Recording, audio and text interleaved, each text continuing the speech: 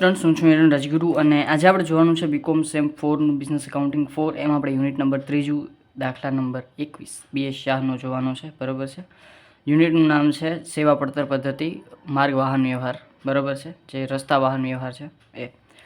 તો આજે આપણે એમાં એકદમ બેઝ દાખલો નંબર 21 જોવાનો છે. બરાબર, એકદમ બેઝ દાખલો છે કે નીચેની માહિતી પરથી એક વાહન માટે કિલોમીટર દીઠ પડતર નક્કી કરો. માત્ર કિલોમીટર દીઠ પડતર આપણને નક્કી કરવાનું કીધું છે. બરાબર, જો તમે ઇન્ટ્રોડક્શનનો વિડીયો ના જોયો હોય તો ડિસ્ક્રિપ્શનમાં લિંક હશે. બરાબર છે, તમે જોઈ શકશો. આખી પ્લેલિસ્ટ તમને મળી જશે. તો વાર્ષિક કિલોમીટર આપ્યા છે 30,000. વાર્ષિક કિલોમીટર છે મીન્સ કે આપણને વાર્ષિક માહિતી આપેલી છે. વિગત અને રૂપિયા આપ્યા છે. વાહનની કિંમત આપી છે 2,50,000. ખર્ચા આપ્યા છે વાર્ષિક.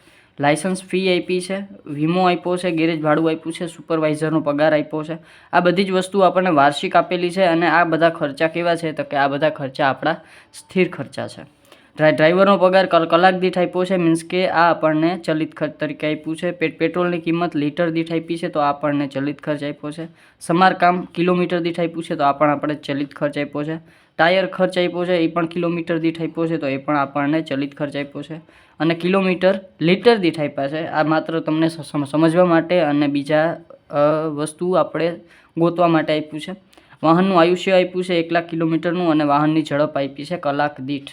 બરાબર છે, આટલી વસ્તુ આપી છે અને આપણને એમ કીધું છે કે ભાઈ કિલોમીટર દીઠ પડતર નક્કી કરો. તો આપણે તો પહેલાં જે પડતર પત્રક જોઈ ગયા છે એ પ્રકારનું પડતર પત્રક બનાવી લેશું.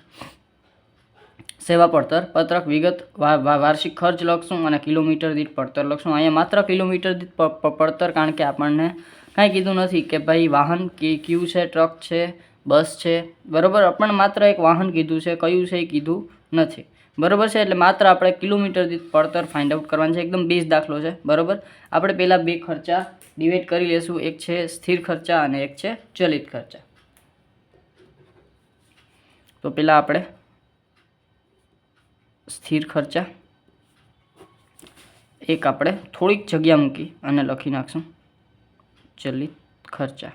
હવે અહીંયા આપણને બીજું કાંઈ ફાઇન્ડ આઉટ કરવાની જરૂર નથી, કારણ કે કિલોમીટર આપણને આપ્યા છે વાર્ષિક. કેટલા આપ્યા છે?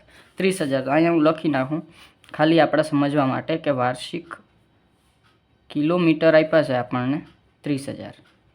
બરાબર, એટલે કે બધી વસ્તુ આપણને આની ઇર્દ ગિર્દ છે એ આપણે ફરતી રહેવાની છે. ચાલો, તો એક એક વસ્તુ જોતા જઈએ અને કરતા જઈએ શું કરવાનું છે. વાર્ષિક કિલોમીટર આપ્યા છે એની નોંધ આપણે કરી નાખી. બરાબર, વાહનની કિંમત આપી છે 2,50,000. તો એના ઉપરથી આપણે છે એ ઘસારો ફાઇન્ડ આઉટ કરશું, પણ અત્યારે નહીં, છેલ્લે. બરાબર છે, જ્યારે આપણને બધી માહિતી આપણી પાસે આવી જશે ત્યારે. ખર્ચા આવ્યા છે વાર્ષિક. એમાં લાયસન્સ ફી, તો લાયસન્સ ફી તમને ખબર છે, આપણે ઇન્ટ્રોડક્શનમાં વાત થઈ ગઈ કે સ્થિર ખર્ચ છે. તો અહીંયા આપણે લાયસન્સ ફી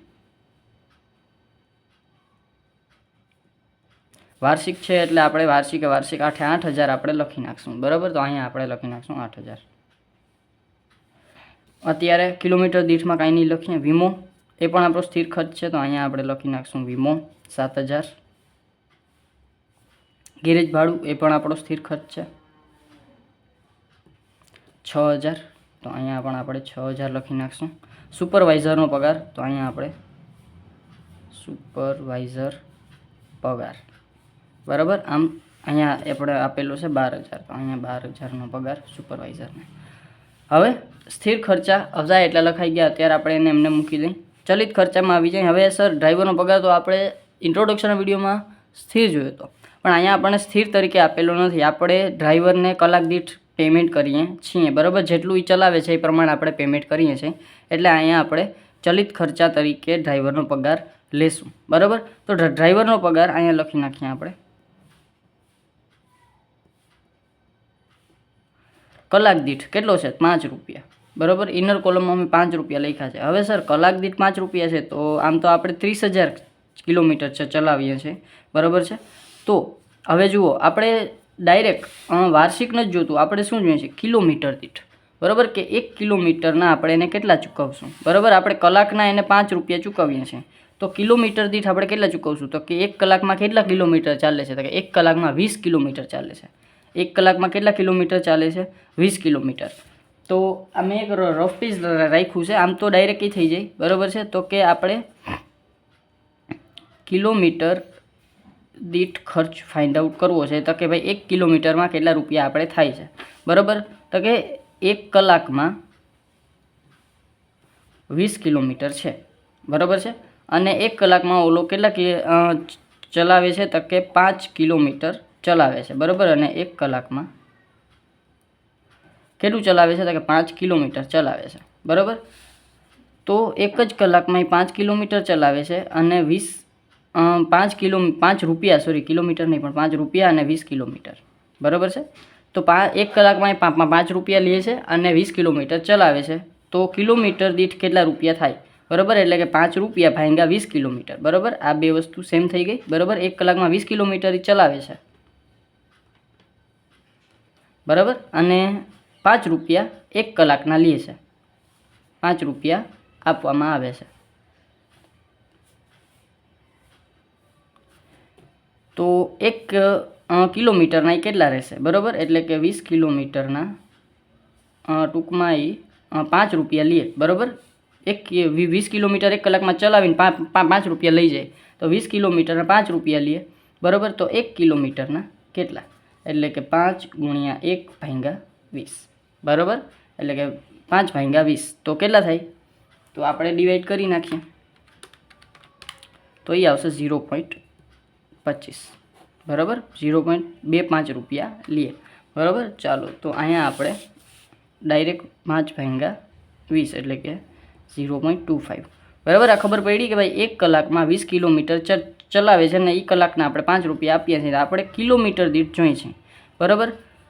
તો 20 કિલોમીટર ચલાવવાના 5 રૂપિયા, બરાબર. 1 કલાકમાં 20 કિલોમીટર ચલાવે એટલે 5 રૂપિયામાં 20 કિલોમીટર ચલાવે છે, તો 1 કિલોમીટર માટે આપણે એને કેટલા આપવાના થાય, તો 5 ગુણ્યા 1 ભાગ્યા 20, બરાબર. એટલે કે એ થઈ જાય 0.25. ચાલો પછી છે પેટ્રોલની કિંમત. તો અહીંયા આપણે પેટ્રોલની કિંમત છે લીટર દીઠ. ચાલો પેટ્રોલની કિંમત કેટલી આપી છે, લીટર દીઠ 15. તો અહીંયા આપણે પેટ્રોલનો ખર્ચ લખશું, બરાબર. હવે જુઓ અહીંયા, તો અહીંયા આપણે કિલોમીટર દીઠ જોઈએ છે પેટ્રોલનો, બરાબર. તો 1 લીટરનો ખર્ચ છે 15 રૂપિયા. 1 લીટર આપણી પાસે કેટલાના આવે છે, 15 રૂપિયા. હવે આપણે અહીંયા આગળ જોઈને તો આપણને એમ કીધું છે કે કિલોમીટર લીટર દીઠ 20 રૂપિયા. હવે જુઓ 1 લીટરમાં કેટલા કિલોમીટર ચાલે છે, તો કે 20 કિલોમીટર ચાલે છે, બરાબર છે. અને 1 લીટરમાં 20 કિલોમીટર ચાલે છે, બરાબર. 1 લીટરમાં 15 રૂપિયા છે, બરાબર છે. 1 લીટરને પેટ્રોલની કિંમત કેટલી છે, 15 રૂપિયા, અને 20 કિલોમીટર ચાલે છે, બરાબર છે. તો 1 કિલોમીટરની પડતર કેટલી થાય, એટલે કે 20 કિલોમીટરે આપણે આને આપણે કેન્સલ કરી નાખીએ, બરાબર. તો આ વસ્તુ થાય 15 બરાબર 20 કિલોમીટર, બરાબર.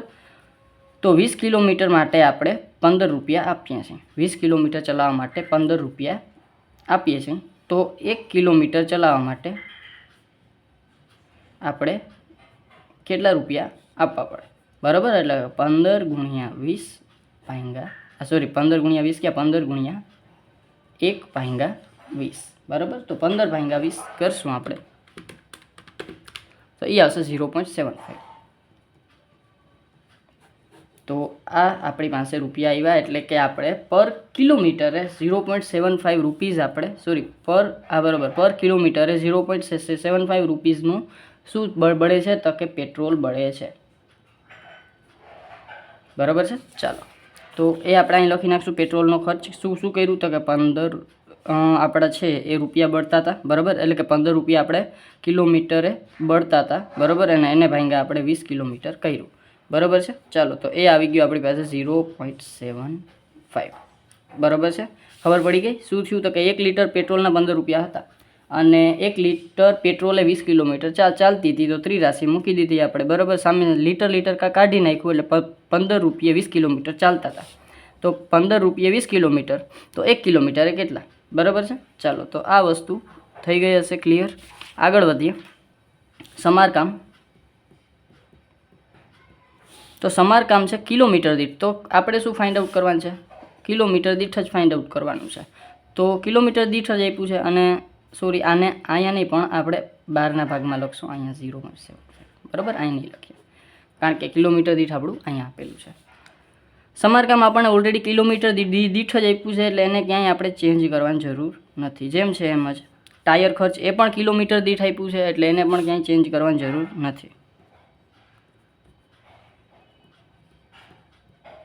એ પણ આપણને કિલોમીટર દીઠ જ આપ્યું છે એટલે જેમ છે એમ જ આપણે બેઠે બેઠું લખી નાખશું. પછી છે કિલોમીટર લીટર દીઠ વાહનનું આયુષ્ય અને વાહનની ઝડપ. બરાબર, આ બે વસ્તુનું કામ થઈ ગયું છે. હવે વાહનનું આયુષ્ય આપ્યું છે તો એના ઉપરથી આપણે છે એ શું લેશું તો કે ઘસારો લેશું. બરાબર, ઘસારોમાં અહીં ડાયરેક્ટ નાના એવામાં લખી નાખું ઘસારો. કઈ રીતે લેશું તો કે જુઓ, પહેલાં તો આપણી પાસે ટોટલ વાહન છે એ કેટલાનું છે તો કે વાહનની કિંમત છે 2,50,000 અને આપણે ખર્ચ કેમાં જોઈશે તો કે કિલોમીટર દીઠમાં જોઈશે. બરાબર છે, આ વસ્તુ આપણને ખબર છે. હવે આપણને એમ ખબર છે કે વાહનનું આયુષ્ય છે એ 1,00,000 કિલોમીટરનું છે એટલે કે વાહન કેટલું હાલશે તો કે 1,00,000 કિલોમીટર હાલશે. તો મારે કિલોમીટર દીઠ જ જોઈશે. બરાબર છે, એટલે કે હું આને ડિવાઈડ કરી નાખીશ કિલોમીટર હારે જે આયુષ્ય આપ્યું છે એ. બરાબર, એટલે કે 1,00,000 તો 2,50,000 ભાગ્યા 1,00,000 એ આવી જશે 2.5 અને એ આવી જશે મારો જે છે એ ઘસારો. બરાબર છે, 2.5. ખબર ના પડી હોય તો પાછી કહી દઉં. વાહનનું આયુષ્ય આપ્યું છે આપણને 1,00,000 કિલોમીટર અને વાહનની કિંમત આપી છે આપણને 2,50,000. હવે વાહનની કિંમત છે 2,50,000 અને 1,00,000 કિલોમીટર જેટલું હાલશે. હજી આમાં એની આપણને ભંગાર કિંમત કે કાંઈ કીધું નથી. જો ભંગાર કિંમત કીધી હોય તો આપણે બાદ કરીને કરવું પડે. બરાબર, પણ અહીંયા આપણને ભંગારની કિંમત કીધી નથી એટલે ડાયરેક્ટ આપણે વાહનનું આયુષ્ય જેટલા કિલોમીટર આપ્યા છે એટલે ક્યાંય આપણે આડું જવાની જરૂર નથી. ડાયરેક્ટ આયુષ્ય જેટલા કિલોમીટર આપ્યું છે એના હારે ભાગી નાખીએ એટલે પર કિલોમીટરનો ઘસારો આપણને મળી જાય 2.5 રૂપિયા. બરાબર છે, એટલે કે પર કિલોમીટરે 2.5 રૂપિયાનો ઘસારો આપણે કાપવાનો રહેશે. એટલે આપણે માત્ર કિલોમીટર દીઠ જોઈએ છે એટલે ક્યાંય આપણે આડું જવાની જરૂર નથી. એટલે અહીં ઘસારો આપણે ડાયરેક્ટ લખી નાખશું 2.5. બરાબર છે, ચાલો બધી જ વસ્તુ થઈ ગઈ છે. હવે આપણે પડતર પત્રક બંધ કરી નાખીએ. બરાબર છે, તો પહેલાં આપણે જે કુલ સ્થિર ખર્ચ છે એ કરી નાખીએ. તો અહીંયા આપણે લખશું કુલ સ્થિર ખર્ચ. ચાલો, તો કુલ સ્થિર ખર્ચ છે 8,000, 7,000, 6,000 અને 12,000. ચાલો, તો એ આવશે 33,000. હવે 33,000 આવ્યા એને આપણે પહેલાં વાર્ષિક કિલોમીટર દીઠ સ્થિર ખર્ચ કરી નાખીએ. તો અહીંયા આપણે